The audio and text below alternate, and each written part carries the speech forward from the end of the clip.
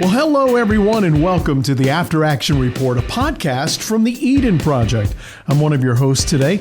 My name is Michael Stuart, and this is my friend, my co-host, and the executive director of the Eden Project himself. It's Bren Briggs. Welcome, Bren. Howdy. How you doing today? I am well, man. I hope you're doing just as well. You know, technically speaking, 4th of July is in 2 days. It's coming up, yeah. Now, I know that in the podcast world, you could be listening to this and you go, what are you talking about? It's snowing, it's Christmas. But, you know, we just want to let you know that we're feeling the love of the USA in our hearts today. And so God bless America. Happy birthday. Happy birthday. There we go. So now this episode today is recorded at Rome in Trilith.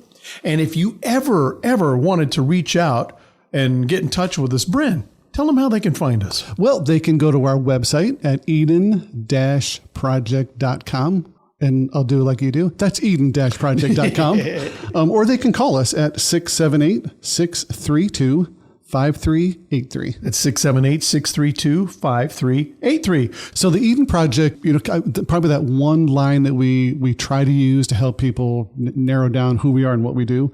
We provide the tools to help veterans deal with reality. Now, these tools in our world, of course, are designed and we put them out there specific to veterans. But what we've noticed is that they're for everybody. Mm-hmm. These are great tools that apply to everybody. But, you know, the Eden Project really focuses on veterans and first responders. So that's kind of our target audience. That's our target. But again, like we said, it kind of works for a lot of people. Yeah.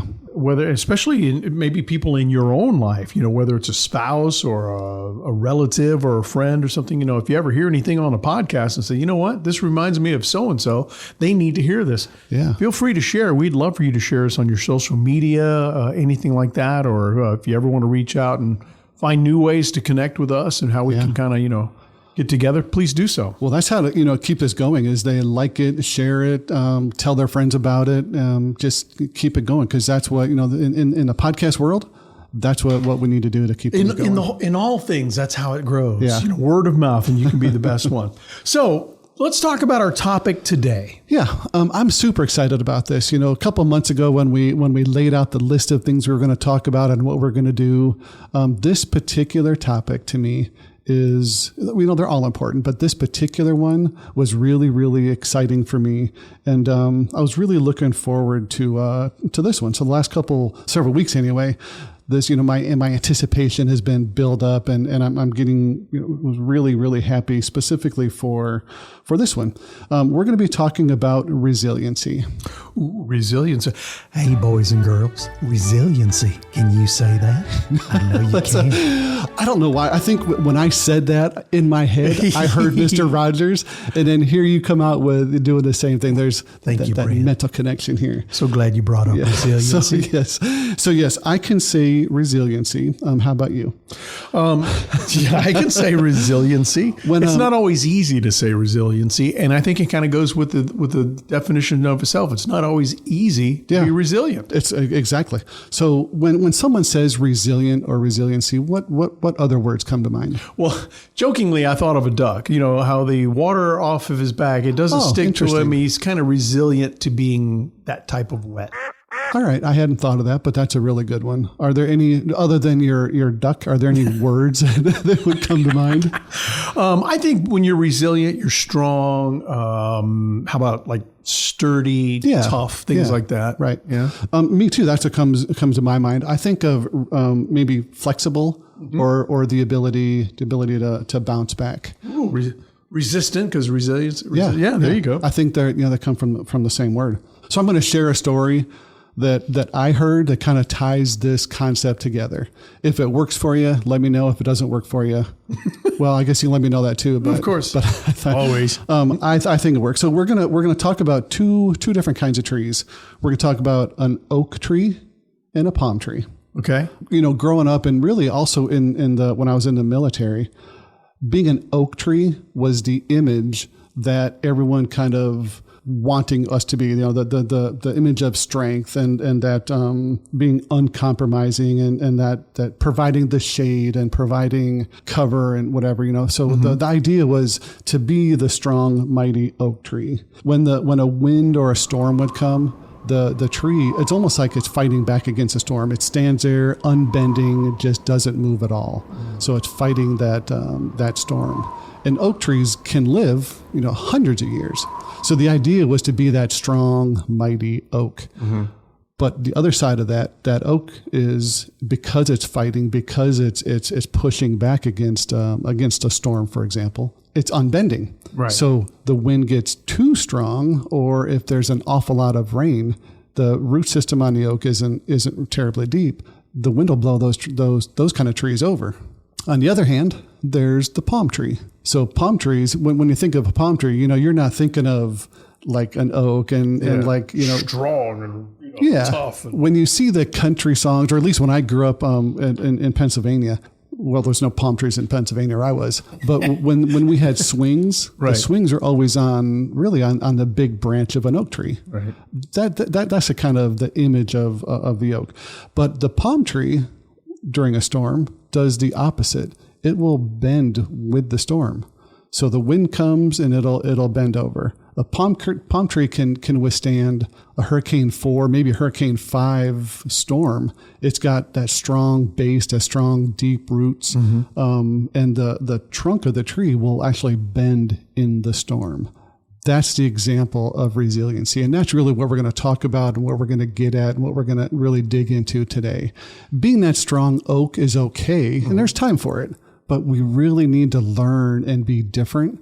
When I say we, the military folks and anybody else listening, but we really need to learn to be more like the palm tree. Right, because if you don't ever bend, you will break. Indeed, yeah, so. Yeah. And the idea is not to break. The idea is to bend and shift and life is life. We all are going to go through storms. We're mm-hmm. all going to have those issues that we have to figure out what are we going to do, because we don't want to break. Yeah, there's good and bad, ups and downs in life, and how you deal with it. They always say, life is 10% of what happens to you and 90% of how you react to it. Yep. So if you're a person who is much like that tree, like you said, it's not necessarily a bad thing to be a strong, right. mighty oak. But there's times when you have to bend. I mean, if you're in a relationship or something, I know there's some folks in a relationship, the husband, he's just, well, this is who I am. And, and I'm not going to do this and I'm not going to bend. This is my way and all of that. And they're having, major struggles in that because he's not willing to bend in the force of a turbulent marriage right at the moment. Right. And for me, when you make a vow to somebody, no matter who it is, to do something, you kind of have to include them in your life. So now they become part of you're not just a standalone tree. You have this family of trees, if you might want to say that. Yeah, you're a forest, exactly. And if you don't bend in certain situations, what's going to happen? Marriage is going to break. Right. The tree falls over and there's a destruction and everything around that. So that's kind of why I like this analogy of the two different kind of trees. There is a time and a place to be the oak, but there's also a time and a place, and probably more time, to be that palm tree that is able to flex and to bend, and maybe a different way to look at that marriage. Imagine if he was actually bending and changing things that he's saying and doing. What would the marriage, what would the family, what would the dynamic look like? If he was bending and changing. Exactly. I think that's for whether it's relationships, jobs, employment, things like that. Yeah. I mean, it could be used in so many aspects of life. Yep. And exactly. So many different aspects of life. It's not just a relationship. It's work. It's, so I pulled something out of a Yale medical journal. Mm-hmm. It says, resilience is a word that comes up in challenging times. And for many of us, specifically veterans, there are times in service, specifically if they had combat time, profoundly difficult. Living with this constant thought of what happened is where a lot of people get stuck. They get, there's stress and, that they get hung up on that part. Resiliency is a personal journey that can be developed or by adapting strategies to fit your needs or of the particular circumstances. Resilient people look for solutions to problems instead of dwelling on why things are difficult. So that's kind of, the big thing. They're looking for solutions, not hung up on what happened. Yeah, and it's never good when somebody focuses on, why and how do I get out of this? Yeah. So here's the big question. How do we become resilient? Great question. So this is a Bren Briggs thing. It's not necessarily what I pulled out of any research or stuff, but this is what I think. I think people look at situations backwards. They tend to, and I say, maybe we, because I've done this a lot in my life too. We tend to look at what happened to us and not what's happening for us. So we're looking at the situation happened to, and not thinking about, maybe that's something that happened for us. We tend to look at a situation from the negative aspects, and we miss some growth opportunities. Mm-hmm. Now, this is kind of a tough thing. If someone has gone through any kind of trauma, or they've gone through a divorce, when you're in the middle of a divorce, or like a category 4 or 5 storm, you're not thinking, hey, this is going to be good for me. What's going to come out of this? Exactly. But good things can and often do come out of it if you know what to look for. Right. Yeah, and you find that that old saying, hindsight is 20/20. Yeah. You can look back and go, oh yeah, this was that. Oh, this was supposed to be, or right. Things like that. But it's hard to see that while you're in the middle of it. Yeah, I've got a buddy that fortunately he was able to see things a little bit differently. So he was headed to a job interview, and on his way to the job interview, it was raining. Purely coincidence, I didn't pick the storm because of what happened with him. But it was raining on his way, and of course, what happens? His car breaks down. Mad as you can imagine. So he's looking. This is like his dream job. It's a great new opportunity for him. Car breaks down on his way to the job interview. Stand outside in the rain. Can't get it going. This is before cell phones and all the other stuff. Yeah. You just click a Uber or whatever, come pick you up. But along the way, he's standing out there in the rain, and someone comes by to pick him up. Now, the way he tells the story, it's the hottest, most beautiful woman he's ever seen. I'm sure at that time anybody would have been. Yeah, really. But so this lady picks him up and takes him from where he is stranded alongside the road. And on the way to the interview, he ends up obviously late and missed the interview. I'll cut you in the end of the story. Didn't get the job. Oh, well. But what he did get was her phone number. Ah. So as it turned out, I won't say hooked up because that means something different now. Yeah, everything means something. Everything has a different days. story. Yeah. So he called her. She, answered the phone, called back, blah, blah, blah. They're married. Oh, nice. So out of that storm, out of that potentially horrible situation, probably was a horrible situation. He didn't get the job. But out of that, came this couple. That's life. That's the resiliency part. If he hadn't saw the positive, he hadn't looked at the good things and the potential from that story, from that situation, he may have missed it completely. If he had been stuck on the negative, oh, woe is me, my car's broke down, I'm stuck in the rain, I'm soaking wet, I lost my job, opportunity. And those are a lot of things that are, when they're going on, it's really hard to say, well, some good's going to come out of it. A babe's going to pull up and I'm going to get married. You just don't say that kind of thing. Know. You're in the moment at that. So, Yep. It's kind of like what I had said, that line earlier about like it's 10% of what happens to you, 90% of how you react to your it. attitude. But didn't Tony Robbins have some kind of line? He did. So, and I love Tony Robbins. He said, life doesn't happen to you. It happens for you. Ah, there you go. That's it. Yep. Yeah. But that's such a critical point. If people hang on to that one piece of this show, they get nothing else out of it. Their life can change just by listening to that.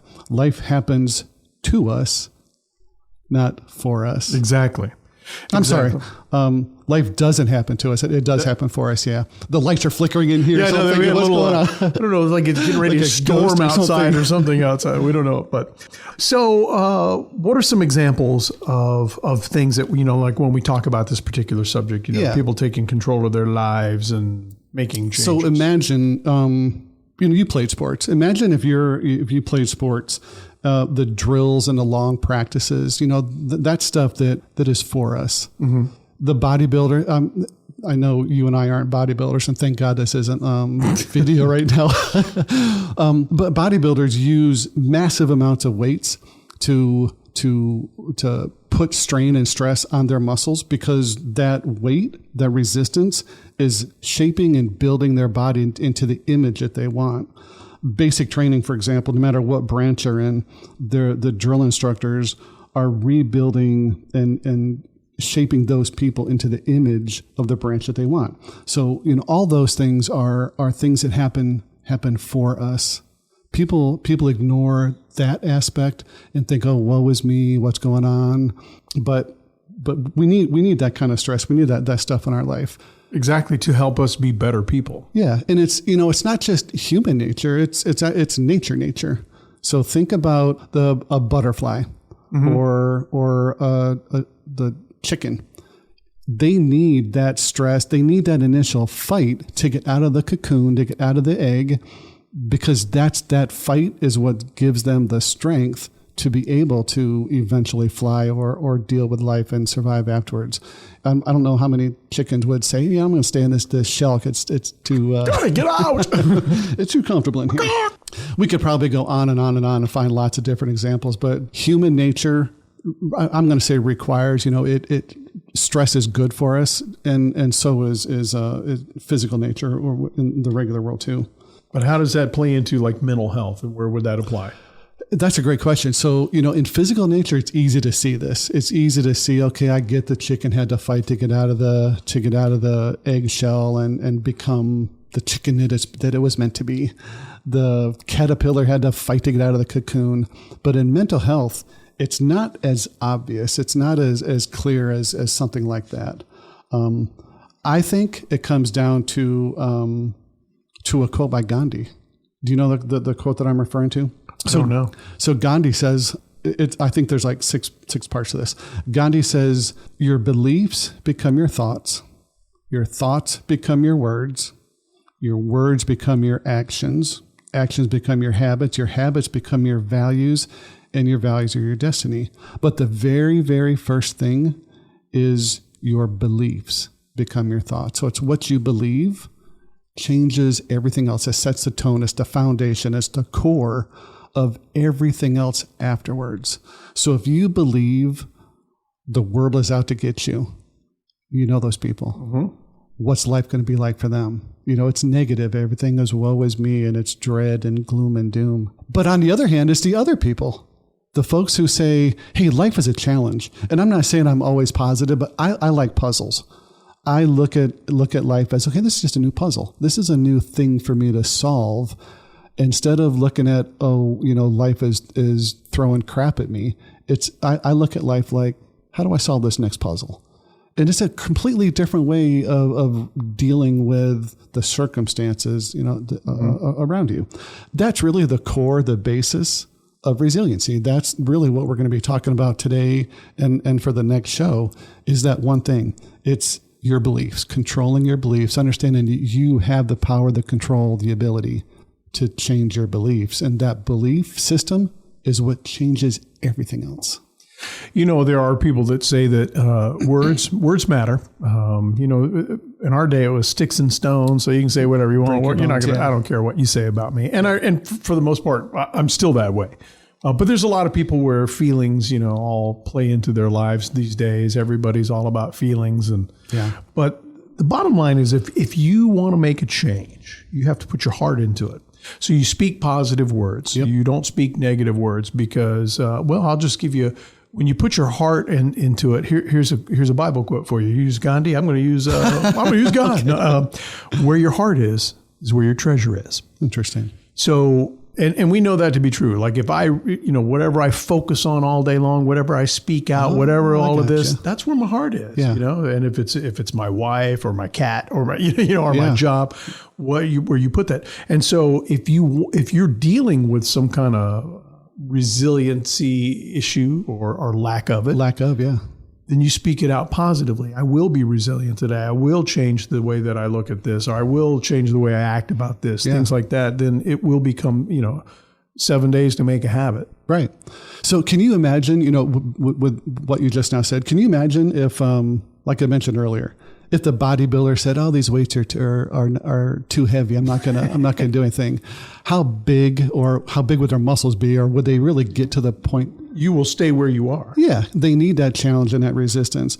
Or if the athlete thought the coach was being mean to them so they couldn't practice. So, are they really going to be the athlete or the team that they're capable of being if they don't accept that challenge?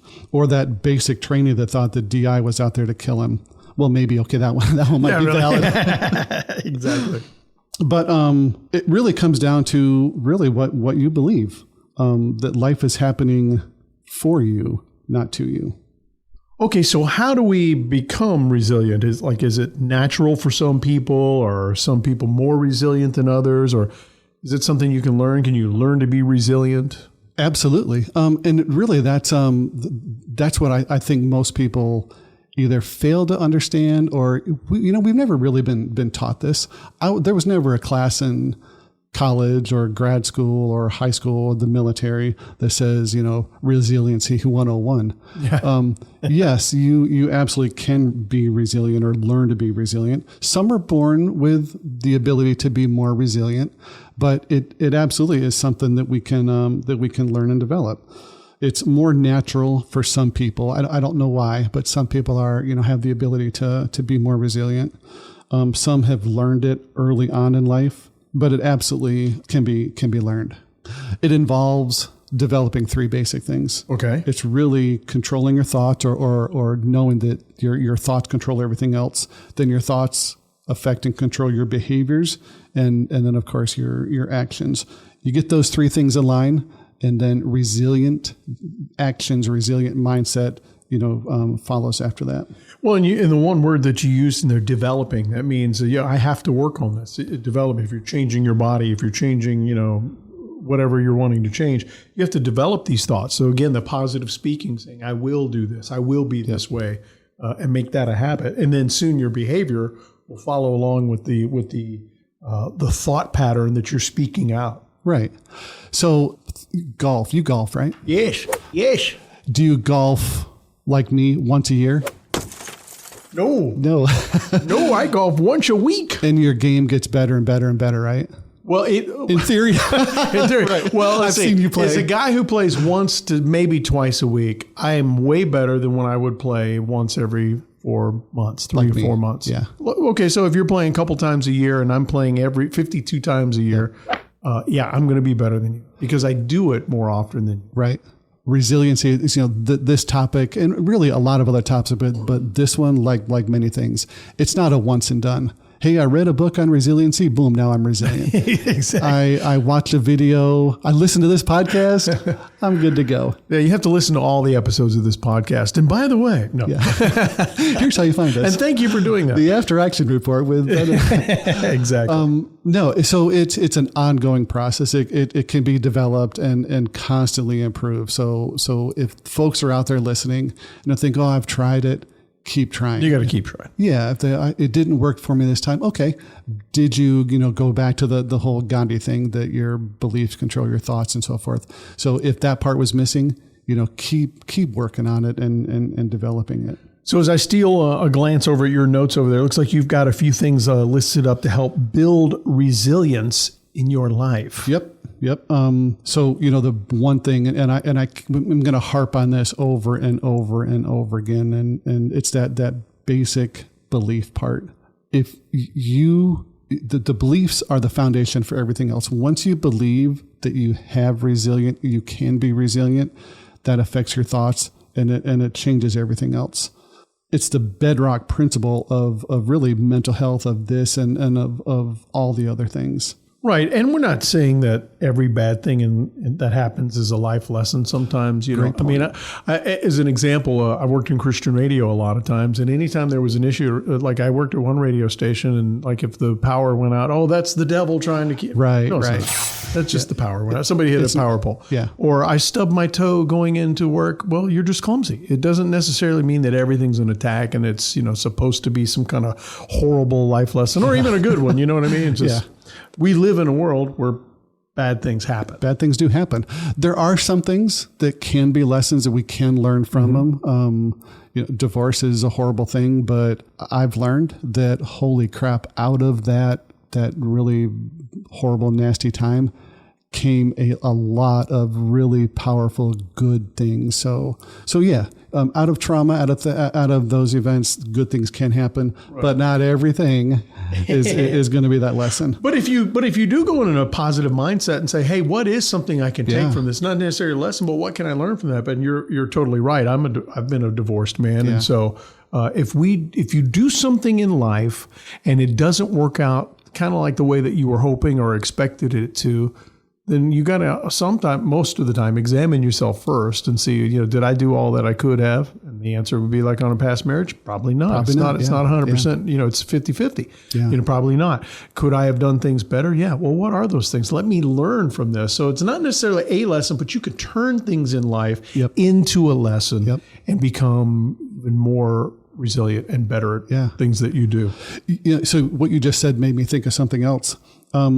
Talk to somebody that may know you, if someone may know you and say, maybe your thoughts have become more negative or things have changed in your life. So ask somebody, a trusted confidant, and maybe they can help you see that your thoughts or behaviors, your beliefs have changed a little bit. And if you trust them and they're on the right track, they can kind of bring you back and get your beliefs and thoughts a little bit better. Exactly. So that'd be the number two thing. They'd help you, get a more positive attitude. This next part's kind of important. Know your strengths.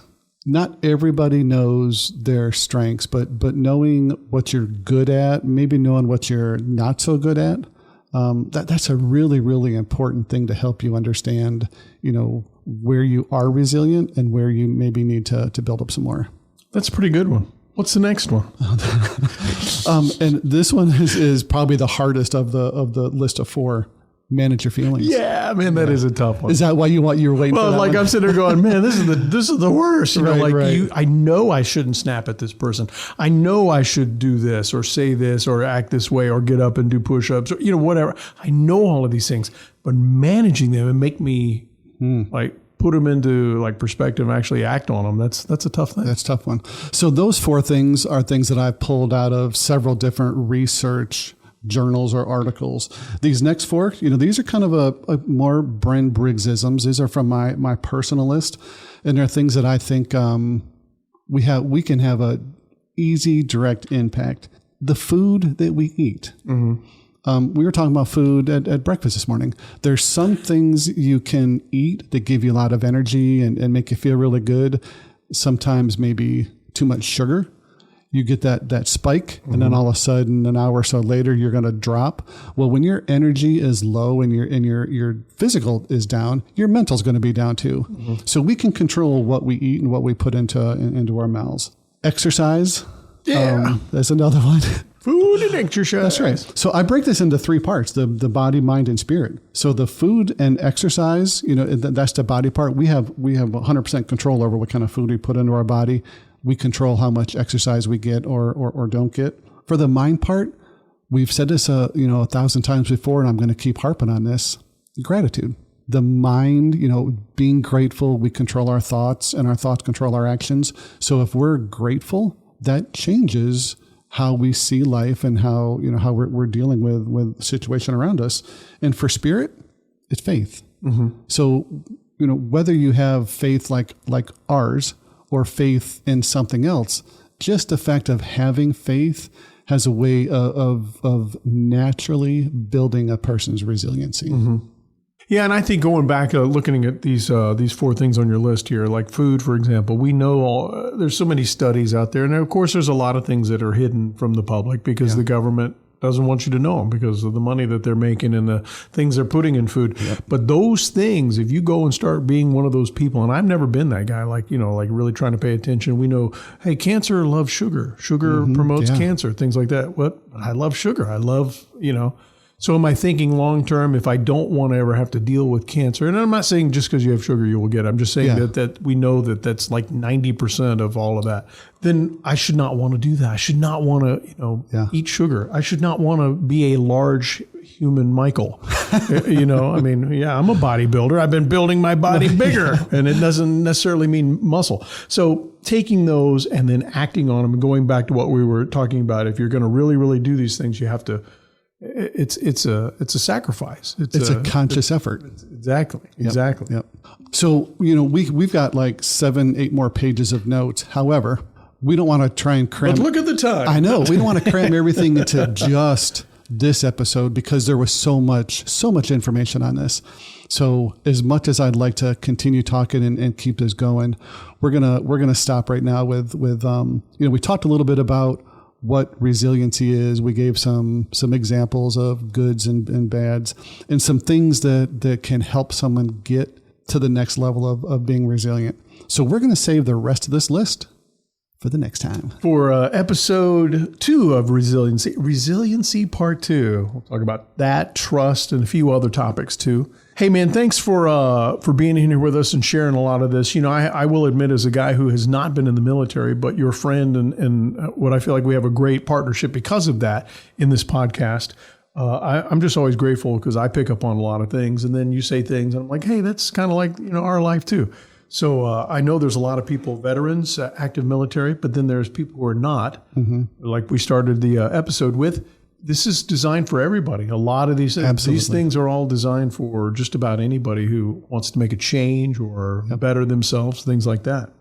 Yep. So if you liked it, please like it, share it, do all that cool stuff that social media and the podcast world expects, because we need it. We think what we're saying has value, and we want to get that out to as many people as we possibly can. Yeah, we want to grow and we need your help. So first of all, you can reach out to us at eden-project.com. That's eden-project.com, or call or text 678-632-5383. That's 678-632-5383. And I know you've been speaking with people from all over the country that say, there's people that ride in their vehicles for long periods of time that tune into the podcast. There's people that just had specific questions and wanted to reach out or just say thanks, or, who's that weirdo Michael, things like that. So I know you deal with that. Maybe next time. So I really want to share, because I get to see it. You don't get to see it. I see all the emails and the texts that come through. Maybe next time I'm going to take some of the highlighted notes that I think are really, really cool, and I'll share with you. There's a guy in Florida that sent some really, really cool notes. There's a guy in Pennsylvania and one in Oklahoma. Some really, really cool notes, and they're regular listeners, but they've got really good insight of what I think you need to hear it. I would love to hear that. And right now, they're going, hey, he's talking about me. Right. I'm in Florida. That's me. So keep in mind that the Eden Project is a veterans and active military's resource for mental health, helping those who need healthy mental tools and resources to deal with day-to-day life. That's what the Eden Project is all about. And the After Action Report, the podcast, is a design to spread what we do in the Eden Project out to the rest of the world. So again, thank you for being part of our show, sharing us, and we hope that you'll tune in for the next one. You bet. Thanks a lot. So until we meet again, be well.